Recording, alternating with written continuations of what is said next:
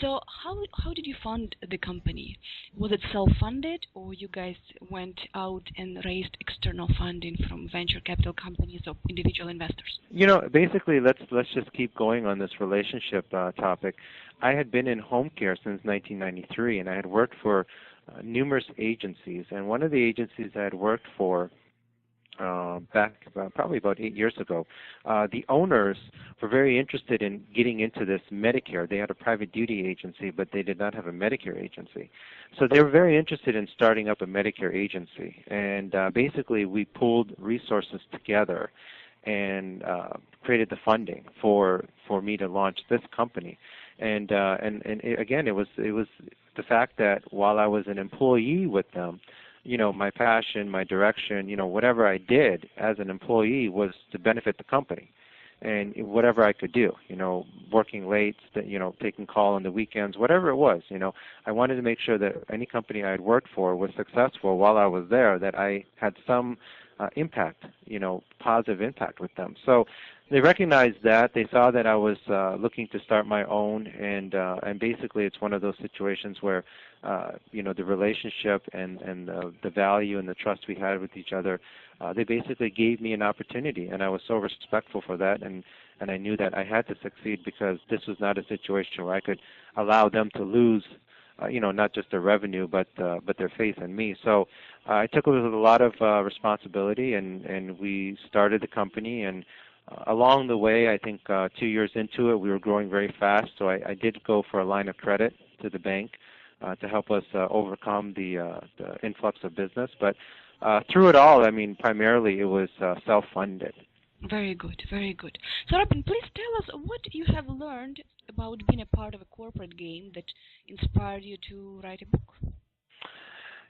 Along the way, I've realized that when you are at the top, when you are responsible for people's lives and their abilities to make a living and put food on their table for their family and their children, there comes an enormous amount of responsibility being the CEO or being in the administration of any company. It's an enormous amount of responsibility.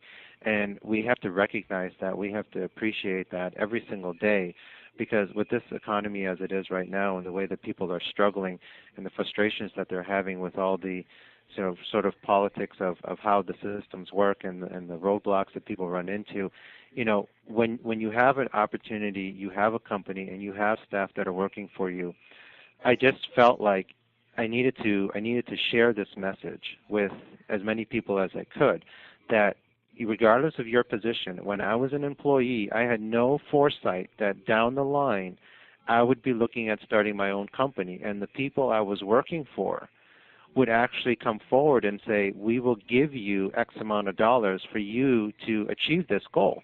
I mean, I had no clue. I was just an employee in the company. But, I did everything with a level of accountability and with a desire to make sure that I impacted my company in a positive way. And as a CEO, that doesn't change. I mean, as CEO, I think it's even more so that I'm extremely careful, and I sort of, think things through step by step by step. Okay, if I make this decision, how will this impact myself, my family, my staff, our clients, our referral sources? I mean, you have to be extremely careful. And I think most of the time we don't see that. It seems like it's more of a self-driven, decision-making process. I have neighbors of mine that work for major corporations where, the corporations outsourced everything or shut down plants or whatever it was, and all these folks lost their income and their livelihood and everything. And in the end, of course, the owners and everyone else either went for, got money from the government, or they got bailout, but they still took enormous salaries. And that's very frustrating, to see that. And so that was another reason why I had written the book, not just from my own personal perspective, but, also from what I was seeing, that, everybody needs to be accountable. And I think if we're all accountable for what we're doing and decisions that we're making, and we respect each other, I think we will move forward, very positively and very powerfully. Absolutely, Robin. So let's discuss some key points of your book, and let's go chapter by chapter. So chapter 2 that you have, chapter 1 probably introduction, right? Because I'm looking at your website now. So chapter 2 is the red herring effect. What can we learn from this chapter? Basically, the red herring is a fish that a lot of state and federal programs use. And what it does is when they are training their pursuit dogs, they give them a scent and they send them through this obstacle course.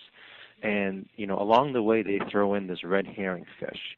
And the scent of that fish is so powerful that only those dogs that are able to resume the original scent actually pass the training, and the ones that don't fail.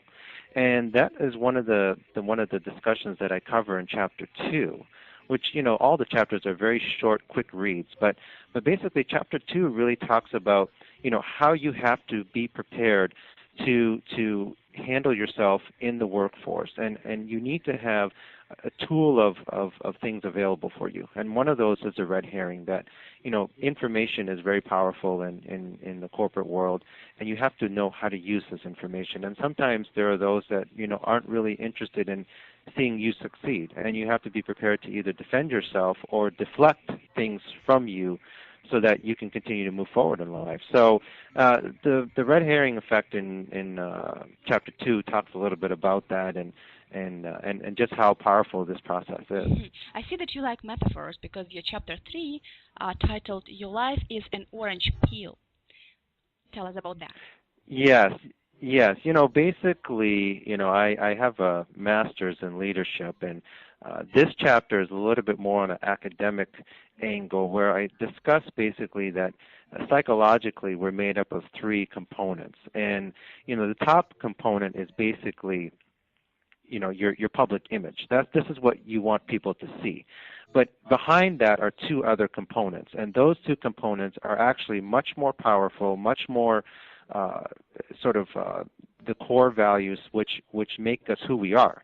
Our public image is really just what we want people to see about us and our shield, but it's not really who we are, and most of the time everybody's trying to connect to what's on the surface, which I had called the orange peel.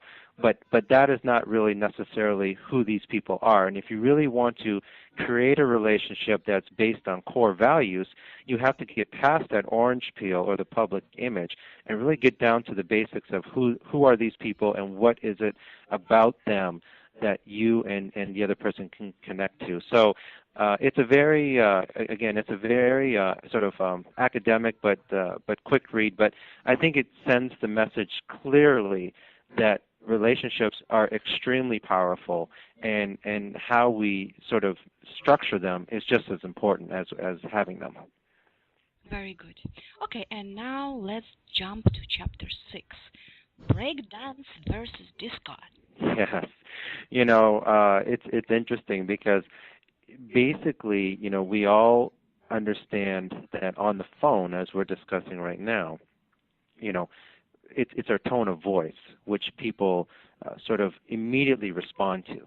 But in life, it's more about, when you're talking to somebody face to face, it's body language. And I've noticed that people really still sort of hone in on discussions without really paying attention to body language. And body language is very powerful.